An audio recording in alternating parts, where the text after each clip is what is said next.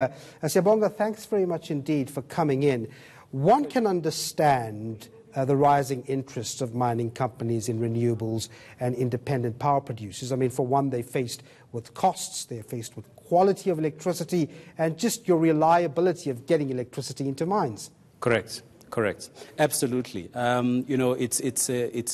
at a very, very delicate time, as you know, at the moment, in that Eskom has proposed a 15% tariff increase.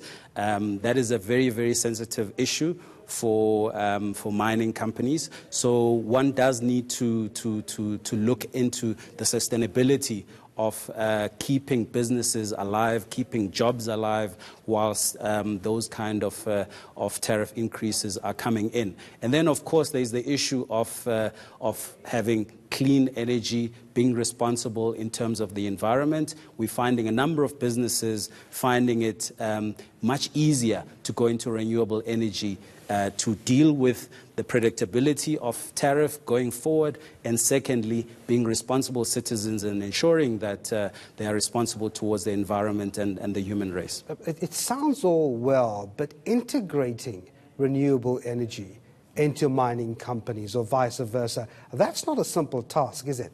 Of course, it's not. And one of the big criticisms normally with renewable energy is that it's intermittent, it's variable, and mining operations need constant supply of energy. There are solutions that have been developed over many years in that regard. Renewable energy is able to work, for example, with the technologies such as natural gas, whereby when the sun goes down, you're able to kick in, let's say, a gas-fired power plant or, let's say, a diesel-fired power plant. But renewable energy has actually advanced even further in that there's something called concentrated solar power that allows you to store heat in a molten salt tank, and that then allows you to release that in the evening when the sun does go down. It then enables you to continue generating electricity even when the sun has gone down. So the reliability issues have been dealt with in terms of technology, and technology continues to develop. So we're now in a situation where renewable energy is reliable.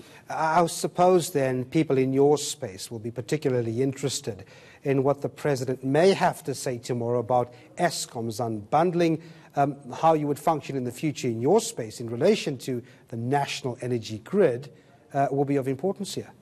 No, exactly. I think it's clear that, the business model for big utilities, and I'm not talking about Eskom only, business models for big utilities have changed over time, and they'll continue to change. What we have seen in the case of Eskom is that revenues are reducing because businesses and individuals, households, are starting to move off the grid. They are becoming more energy efficient. Therefore, those revenues are reducing. There is definitely room for independent power producers to come in and basically close that gap and be able to provide sustainable, cheaper, clean energy over time as an alternative to a big utility. So smaller energy generators is basically the way to go globally, and that basically creates opportunities for independent power producers. I've got a few seconds left. I've got to ask you this. I mean, do you think the pushback from some of the unions, the likes of Metalworker Union NUMSA, who says that, look, NERSA should actually set aside these IPP contracts that Eskom has because it will destroy jobs in this country. Is that a big hindrance for you? Look, I think they have a point in that we have to have a just transition. If you take, for example, the fact that the big coal-fired power plants that are going to be shut down over time are based in Mpumalanga. A lot of the solar projects are in the Northern Cape. Some of the wind projects are in the Eastern Cape and the Western Cape. What happens to people that may lose jobs in Mpumalanga? Will you then pass those people over? So we do need to come up with solutions where we reskill people, and that is already in progress. However, that's not a good enough reason for us to shut down. The wave is there.